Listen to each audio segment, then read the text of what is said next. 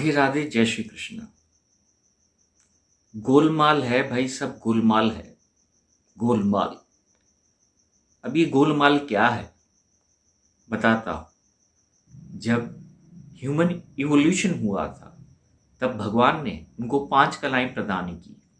5 कलाएं का अर्थ है हर एक इंसान जो इस पृथ्वी पर आया है उसके पास 5 कलाएं हैं। लेकिन सोचने योग्य बात यह है कि यहाँ पर जो भी इंसान है वो 1 या 2 कला से ऊपर नहीं उठ नहीं सकता। इसका अर्थ ये है क्योंकि जब तक वो अपनी शक्ति से नहीं जुड़ेगा, जो कि केतु है, तब तक वो अपनी कलाओं से नहीं जुड़ सकता। इसलिए वो अपने बुद्धि पे ज़्यादा भरोसा करता है और अपने हृदय पे कम करता है। लेकिन एक उदाहरण देना चाहूँगा, अगर आपकी ब्रेन कोलैप्स हो जाती है तो भी आप मरते नहीं हैं, आप कोमा में रहते हैं। लेकिन जब आपका हार्ट कोलैप्स हो जाता है तब चाहे ब्रेन कितना ही फंक्शन करे, आपको मृत घोषित किया जाता है। इसका अर्थ ये है कि हमारे पूरे शरीर में जो हमारी शक्ति विद्यमान है वो हमारे हृदय में है, और ये जो हृदय है उसे केतु रूल करता है। अब मुझे ये बताइए, अगर हम केतु को हृदय से जोड़ते हैं तो इस हृदय के अंदर बहुत सारे विचार हैं, क्योंकि जो भी सारे इमोशंस होते हैं वो हमारे ब्रेन में स्टोर नहीं होते हैं, हमारे हृदय में स्टोर होते हैं। और फिर हमारा जो ब्रेन है उस हृदय से पिक करके उस इमोशन पर रिएक्ट करता है या रिस्पॉन्ड करता है, और वो तुम्हें घुमाता है। अब ये जो घुमाव है वो राहु तुम्हें नहीं घुमा रहा, बल्कि तुम स्वयं अपने आप को घुमा रहे हो। किस तरह से बताता हूँ। जब एक बच्चा गर्भ में आता है तो वो शून्य होता है। इसका अर्थ ये है उसके अंदर कुछ भी फीड नहीं किया हुआ होता है।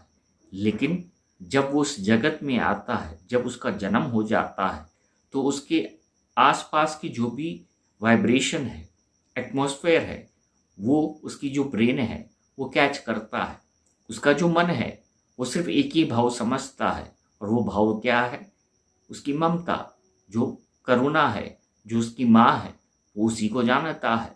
लेकिन बाकी जो शब्द होते हैं वो बोल नहीं पाता है।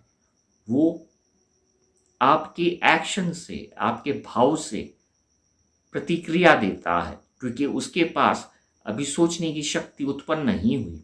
उसके पास उसके मन की शक्ति है जो कि केतु की शक्ति है, और उसी से वो सारी चीज़ों को समझता है। लेकिन जैसे जैसे बड़ा होता है उसके ब्रेन को फीड किया जाता है। ब्रेन को फीड कैसे किया जाता है? विचारों से। मुझे एक बात बताइए, कोई भी बच्चा जब आता है तो वो कोई लैंग्वेज जानता नहीं है, लेकिन जैसे ही वो थोड़ा बड़ा होता है तो वो उस लैंग्वेज को अपने आप से बोलने लग जाता है, जो उसके घर में या जो उसके एटमॉस्फेयर में या जो उसके वातावरण में बोली जाती है। ये कैसा संभव होता है? ये ब्रेन फीडिंग होती है। और जब ये ब्रेन फीड हो जाता है, इसका अर्थ ये है कि जब हमारी उम्र करीब 14 से 16 साल की हो जाती है तो हमारा जो ब्रेन है वो 100% ऑक्यूपाई हो जाता है, फीड हो जाता है।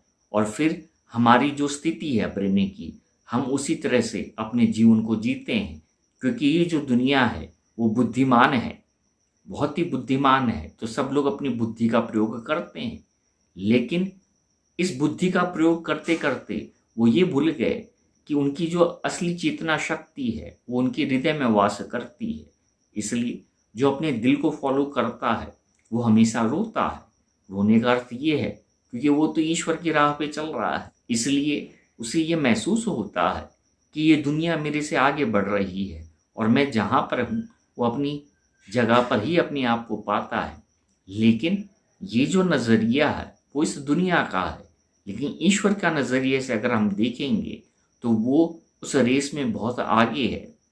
उस रेस में बहुत आगे है, क्योंकि जो असली रिजल्ट है वो यहाँ नहीं मिलता है, वो वहाँ मिलता है। और हम सब यहाँ पर रिजल्ट पाना चाहते हैं। यहाँ पर भी हम रिजल्ट पा सकते हैं, लेकिन अगर हमें अधूरा रिजल्ट मिले तो फिर किस काम का? और अगर पूर्ण मिले तभी तो हमारे कुछ योग्य है। और यही आपको बताना चाहता हूँ, जब आप अपने हृदय से जुड़ते हैं तब आपके अंदर एक यूनिवर्सल पावर अपने आप से उत्पन्न होता है, जागृत होता है और आपका जो ब्रेन है फिर हैंडओवर कर देता है। इसका अर्थ ये है your heart takes over your brain.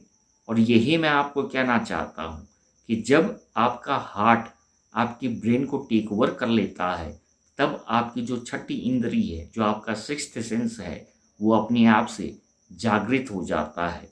क्योंकि यूनिवर्स का जो कम्युनिकेशन सेंटर पॉइंट है वो हमारा हृदय है, वो हमारा हार्ट है। क्योंकि ये जो हार्ट है वो हमेशा स्वच्छ रहता है। इस ब्रेन में तो हजारों लाखों विचार आते हैं, कभी ये कभी वो, लेकिन इसके अंदर इमोशंस रहते हैं। इसका अर्थ ये है ये इमोशंस पे चलता है और ये शब्दों के लॉजिक पर चलता है, ये डिक्शनरी पे चलता है। तो आपको ये तय करना है, बड़ी सिंपल सी बात है, आपको ये तय करना है कि मुझे लॉजिक पर चलना है, डिक्शनरी पे चलना है या अपने इमोशंस पे चलना है। और इमोशंस जो है वही तुम्हारा सत्य है, वही तुम्हारा केतु है और वही तुम्हें तुम्हारी विजय यात्रा तक लेके जा सकता है। इसलिए बड़ा सिंपल है, जो भी फर्स्ट थॉट आती है हमारे अंदर, थॉट यहाँ से आती है और जब उस थॉट को हम फॉलो कर लेते हैं तब आप उस विजय यात्रा की तरफ निकल पड़ें। परंतु अगर आपके अंदर वो थॉट उत्पन्न हुई और आपने उसको ब्रेन स्पेस दे दिया तो वो जो थॉट है फिर डिस्ट्रैक्ट हो जाती है। डिस्ट्रैक्शन क्यों होता है? क्योंकि आपके अंदर जो फीडिंग की गई है वो जो फीडिंग है वो फिर टेक ओवर कर लेती है। चुनाव आपका है, आपके अंदर जो फीडिंग की गई है आप उसे सत्य मानते हैं या जो आपका परम सत्य है उसको सत्य मानते हैं। यही तो गोलमाल है, यही तो गोलमाल है। इसलिए मैं कहता हूँ कि मुझे बड़ी हंसी आती है।